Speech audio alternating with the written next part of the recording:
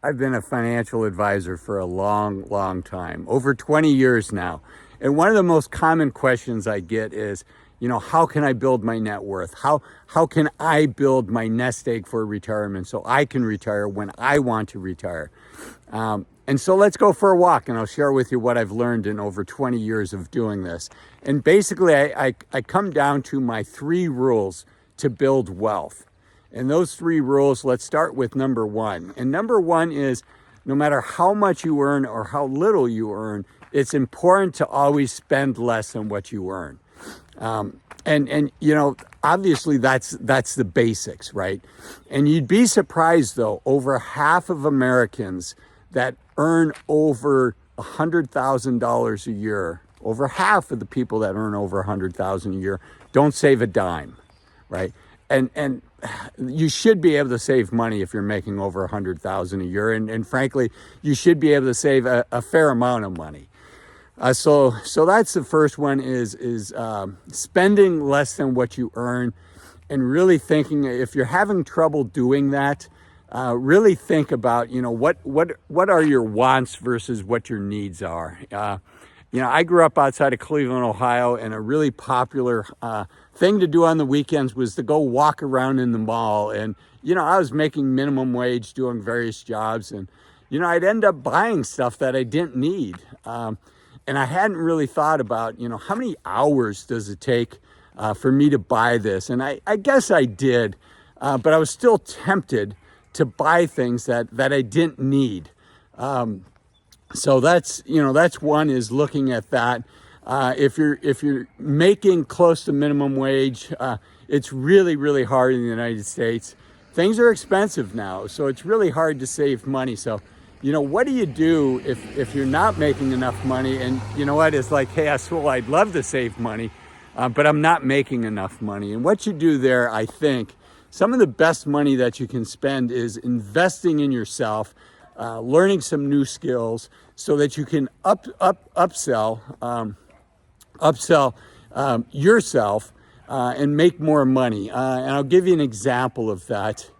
There are some skills that don't take long to master, and once you master them, you can make quite a bit more money. And I've shared before the story of my daughter, who was making close to minimum wage, and then decided she wanted to learn to become a certified nursing assistant, a CNA. And she went from minimum wage to making $20 to $25 an hour. There's a lot of demand for that. It took less than 2 weeks for her to get her CNA. And once she had that, that was a dramatic increase in her pay. Plus, there's a lot of demand. So she was able to basically get as many hours as she wanted for a small investment in time and a small investment in dollars. So that's what I encourage you to do, is to upskill. Look for some things where there's a lot of demand, and oftentimes community colleges will have that. The Economic Development Office, if you have one of those in your city, can let you know, hey, employers are looking for people that have this skill set. And if you can pick up that skill set, there's a lot of demand for it, and the pay is whatever it is. So upskilling is one way to do that. So that's rule number 1, right? Is no matter how much you make, you need to spend less than what you earn. And it's not enough to just save. You also have to invest. You need to beat inflation over time. Right now inflation is about 5%. And banks are paying about 5%, probably a little bit less. Traditionally, banks are going to pay you less than the rate of inflation. So if you just save, that's not enough.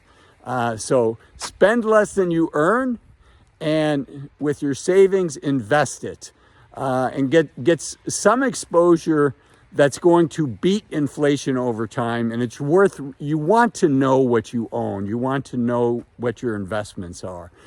So that's step number 1. The 3 steps: spend less than what you earn. The second one is one house. If you're getting close to retiring, if you're getting later in your career, you might have enough money to buy a second house. And now with Airbnb and all these other online platforms, you know, the case for buying a second house is much weaker than it was before, particularly if it's a vacation house, right? You want the adult kids coming over and visiting, and you know, you've got the picture of Thanksgiving at Grandma and Grandpa's house and all the kids are around.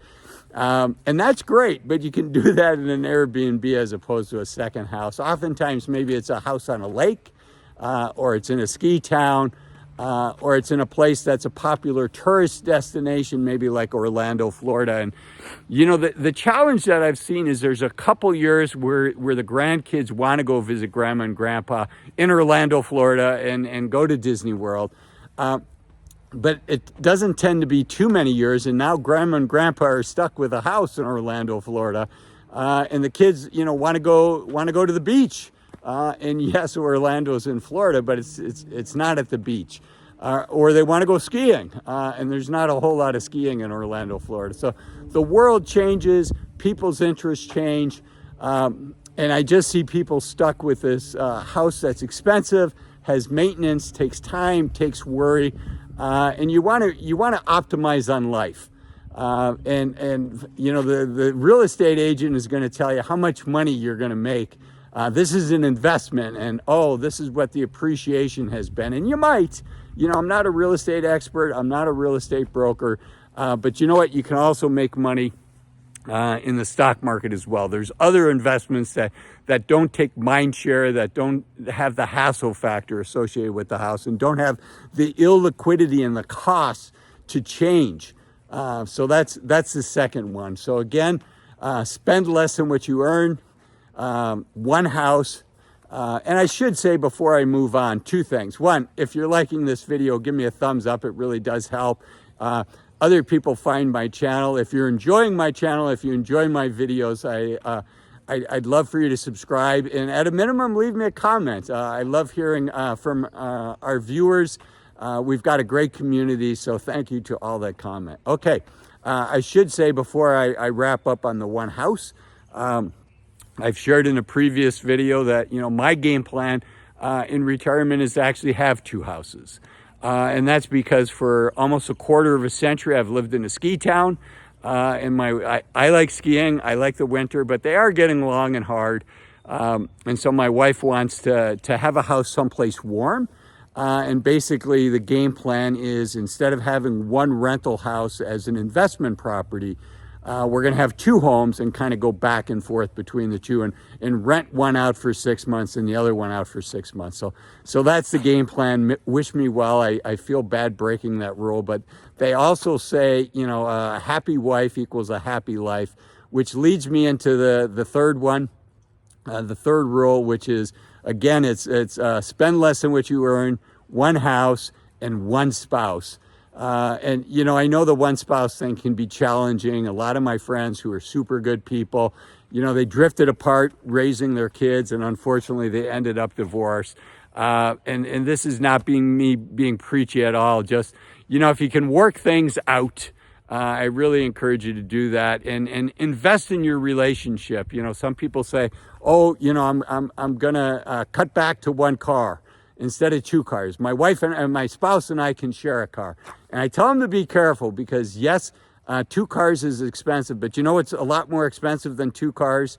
Going through a divorce. So, you know, people like their freedom, people like their independence. So I share with people to be careful. Same thing with like Starbucks. A lot of financial advisors will say, oh, do you know how much you spend in Starbucks a year? You know, it's $1,000.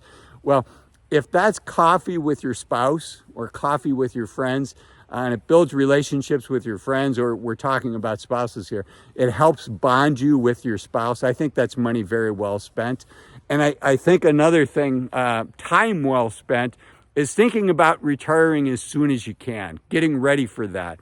And on that topic, I've got a video right here, 5 reasons to retire as soon as you can. It's super popular. People have shared with me how helpful it's been. I hope you enjoy it as well. And until next time, I'm Azul. I'll see you next time. Thanks for watching. Bye-bye.